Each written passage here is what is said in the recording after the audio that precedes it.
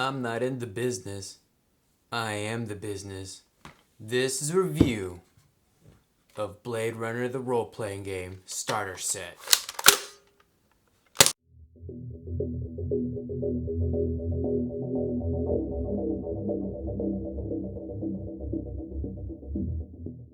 Before we take a look at the contents, I will say this up front. There will be some spoilers in this review, even as I showcase everything that actually comes in the box. So if you plan on playing this as a player, you may want to turn away now. So what exactly comes with the box? Well, first you get a pack of dice. You actually get 2 dice ranging from D6s all the way up to D12. Then you actually get the rule book, which we'll take a look at in a minute. The case file number 1, Electric Dreams, which we'll also take a look after the rule book. Then you get this nice manila envelope, which is actually all of the props for the case file, which is really cool. And the props may look like they are just props, but if you read into it, some of the stuff like this newspaper, which you give to one of your player characters at the very beginning, they can actually take some clues from the investigation here. So that's pretty cool. I really hope that your players are in the mindset of investigating every little bit of thing, though, or at least reading every little bit of thing. So there's all sorts of things. Propaganda type stuff. There's a poem that you'll give to your players when they investigate an apartment. Later on, they'll find another remnant of that poem in another spot.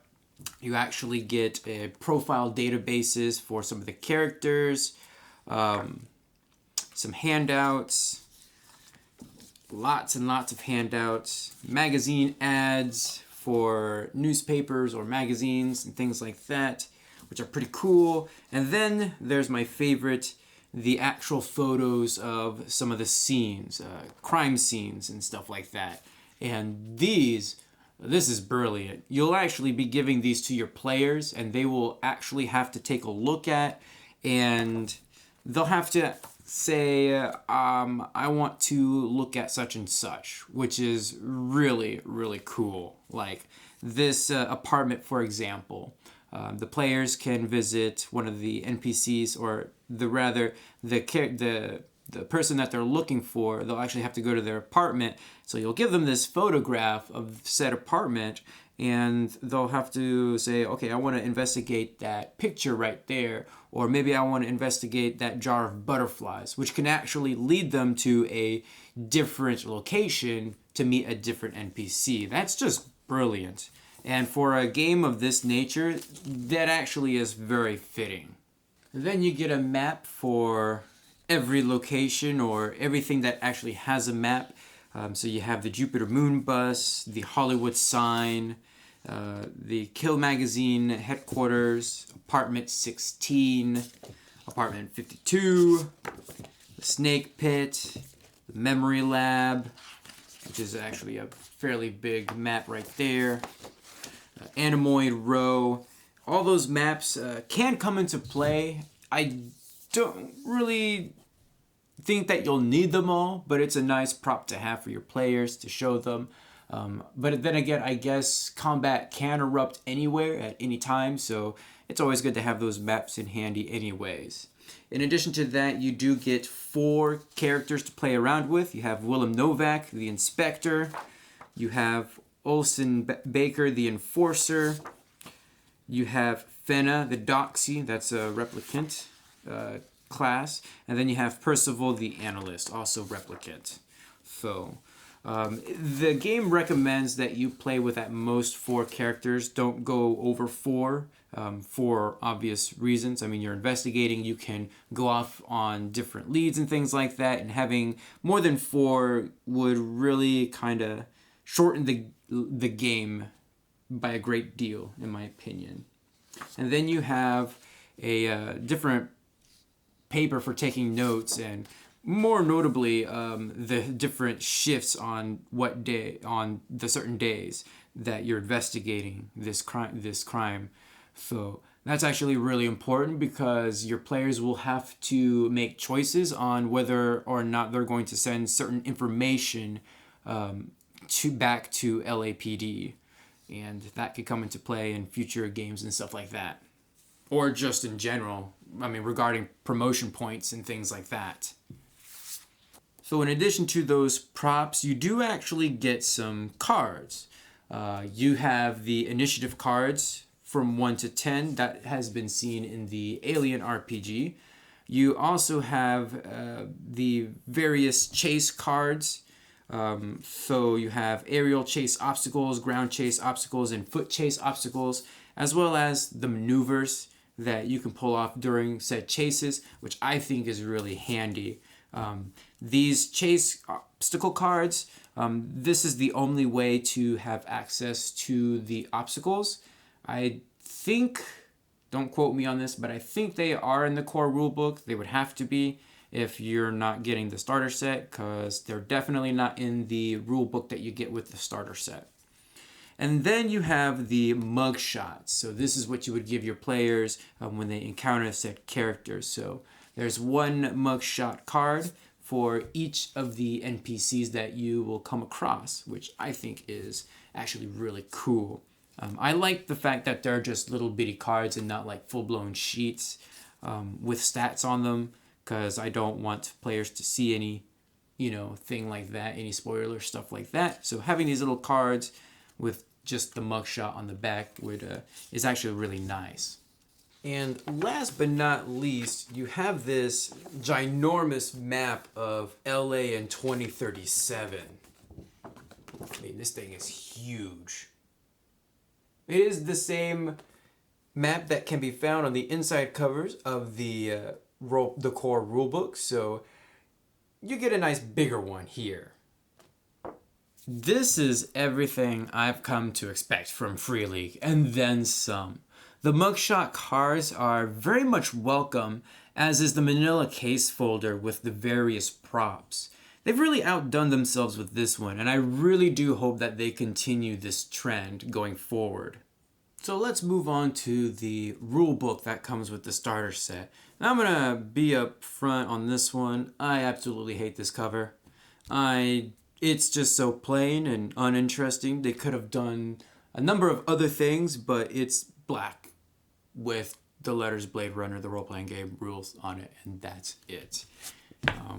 At least you get the Free League symbol on the back, but still not very thought-provoking or interesting at all. And it's the same for the case file. They could have done any number of things with that, and they didn't. So the rule book takes 6 of the chapters from the core rule book. So you have things like Fiery the Angels Fell, which is the introduction chapter, your Blade Runner, which is about your character, although in the core rulebook there's all sorts of different things on how to build your character. The rulebook here is bare bones. It does not go over how to create characters or anything like that. Then you have your skills and specialties. You've got combat and chases, working the case, which is all the things that you can do at LAPD. And then there's tools of the trade, which is about your gear. And some of the gear in the core rulebook is missing from this book as well. So there's also that. Free League is most known for their Year Zero engine. And they kind of continue the trend with Blade Runner, but it is modified. So instead of rolling d6s for everything, you have ranks and attributes and skills ranging from D to A. For rank D, you're going to be rolling d6s. For level C, you're going to be rolling d8s, B is d10s, and A's are going to be d12s. To make a skill check, you need to roll 2 separate dice. The first will be tied to the attribute, the second to the skill being used. In order to succeed, one of your dice needs to roll a 6 or higher, indicated by the little eyeball symbols on the dice. If you roll 2 or more successes or eyeball symbols, you have actually achieved a critical success. Just like with the other games in the Year Zero engine, you can push your roll, but that does come with a little bit of a risk. If you roll the origami symbol, then you take either physical damage or stress, depending on which attribute you used for that roll.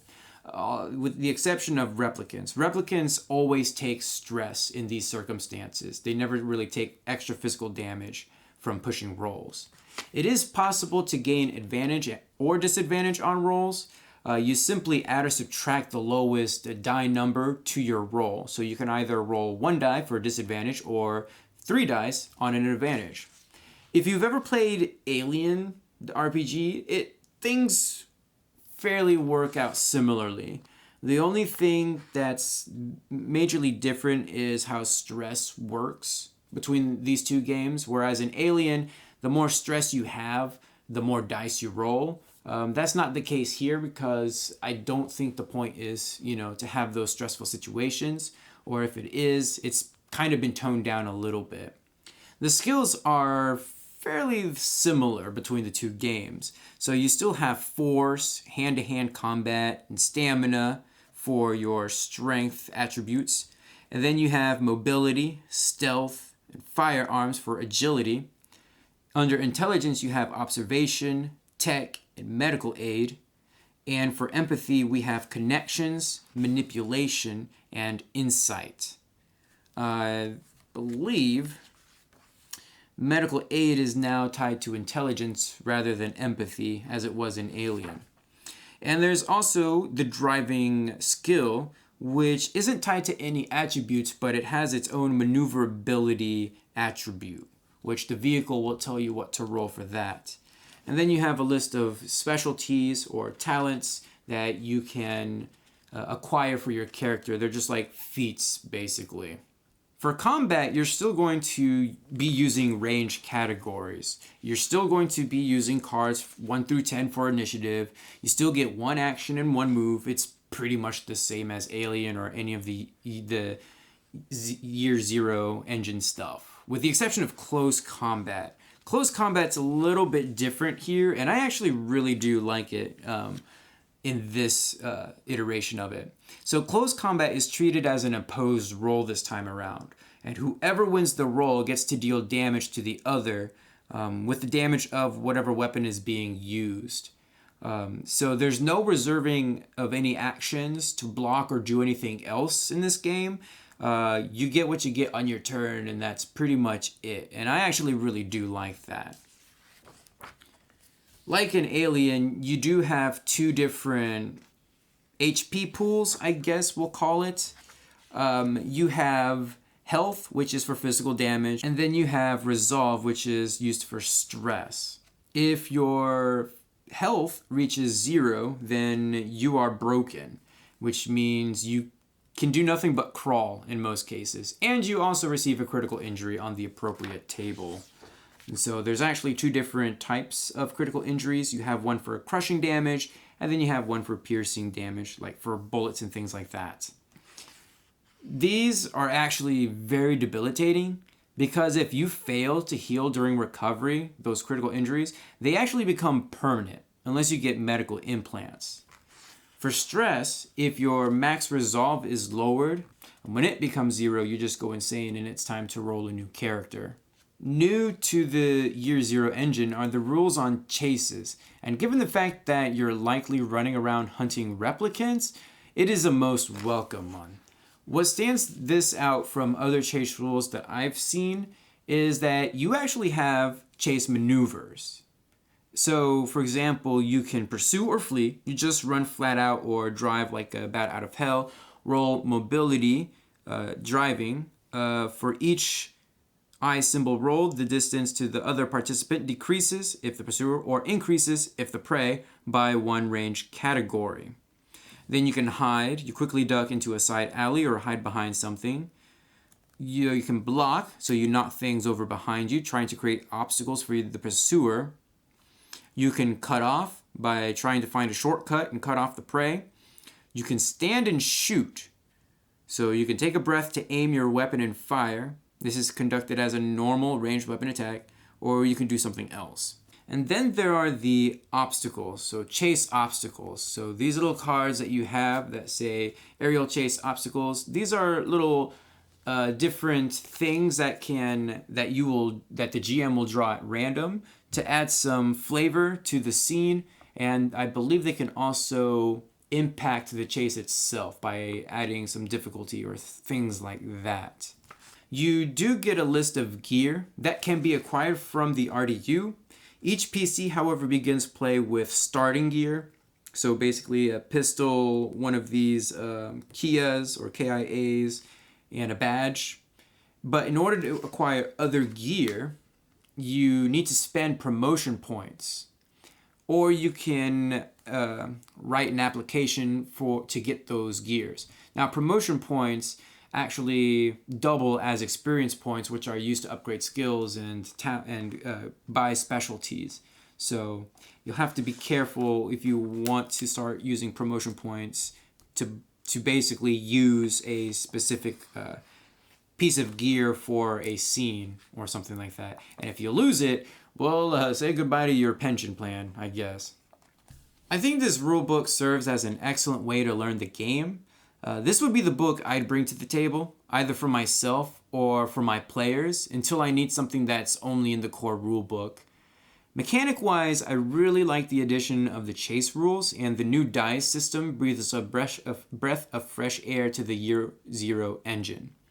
I've tried to wrap my head around whether you can swap this rule set with the one from Alien or vice versa, and I really think that every piece here is meant to be here. And I actually really do like it for this game. So let's take a look at case file number 1, Electric Dreams. The year is 2037. The Nexus 9 replicants have been around for about a year now, and the public is divided on their use. Wallace Corporation needs everything to run smoothly, and any bad publicity could spell doom for the company. Not that they would allow such a thing to happen. They practically own the news. In fact, they own all of LA. This is the first case for the Blade Runner RPG. In it, the PCs are tasked with finding a missing N9 replicant, Leah, who was last seen at the Snake Pit Club with her partner following a lead on an illegal N8 replicant. Her partner is dead at the crime scene. As a GM, I really do like this case. It really nails the theme of Blade Runner, and I like how this book is laid out. The case can span over the course of 4 days, which is very important because your PCs do need to keep track of how many shifts they work. If they work so many shifts without spending any downtime, they will start to accrue stress. There are also some events that happen on specific times, on specific days of the investigation, and this can actually change depending on how many players you have. Keep that in mind as you're going through this. And remember, you should only ever at maximum have a total of 4 players, never any more. The PCs start at LAPD, where they are briefed. It is here that you can give them some hints on where to go. You can head to the crime lab, but only if you have certain items like the bullet from the crime scene or blood sample. You can head down to the mainframe to look through security footage to see where Leah was headed after the snake pit. The point is, there are lots of different locations to head towards to gather clues. The only thing that's really linear are the things that happen in the background, which you can't really prevent, which could be a complaint to some. Each of the locations are described in great detail, and most come with their own maps. The need for these maps, however, is up for debate, like I've stated at the beginning of this review. But this is actually another instance where I would take these maps and allocate it to one of my other sci-fi games. And the thing that really does stand out the most, and I'll say this again, are the handouts for this case. So Leia's apartment, for example, you would give them the picture and they would have to point at certain objects that they want to take a look at, which can lead them to other locations or NPCs. So what exactly is this case about? Well, it's about Leah, the N9 replicant, and the mental strain she suffers from. You see, Leah shot her own partner in the back at the snake pit and, in a panic, ran away. She also suffers from mental trauma given to her from the memory implanted within her. And she's not the only one. Millions of N9s were implanted with these sorts of traumatic memories to make them behave. In Leia's case, it was simply too much and she snapped, and now she's after the person who implanted them there, Lilith Tyrell. Coincidentally, the same person Leia was modeled after. After some time investigating and uncovering a replicant underground railroad, Leia will actually attack Lilith and kidnap her daughter. And the PCs can either have a final confrontation with Leia at the memory lab where Lilith works, or at the Hollywood sign where she seeks to take a shuttle up to the moon base. Also, Wallace kind of grows impatient and sends a hit squad after you and anyone else who may know about Leia. Overall, this is a solid case with some brilliant props. The same should be said of this product in general. I've said it before and I will definitely say it again. Free League is in its own league when it comes to these types of adventures and starter sets in general. I mean, can you imagine what it would be like if Dungeons & Dragons actually did this with their adventures? Maybe upgraded their writing a little bit, just saying. I mean, that would be pretty amazing if they did. And despite that, what is being said, this is actually my favorite adventure or starter set out of the Free League publishing line, but it's not my favorite overall. That honor actually goes to City of Mist, the starter set, and only because of its character sheets. They're actually like plastic and you can write on it with a dry erase marker and stuff like that. That's actually really cool and very thoughtful of them to do that. Whereas here the character sheets are paper and yeah, not a big fan. But still a great set in general. As to whether you should get this or the core rulebook, that actually depends on what type of adventures you want to run. If you're looking to do the published adventures, definitely go with the starter set. Mainly because you're not going to be creating a whole lot of characters in those adventures. You're always given the characters, and so everything you need is really right there in that thin rulebook. So there's that. However, if you're planning on doing your own cases, your own adventures, and having your players create their own characters, then definitely go with the core rulebook. You'll get a little bit more out of that. So there is that to consider. Feel free to leave a comment down below. Give this video a huge thumbs up to support this series, and I will see you guys in the next video.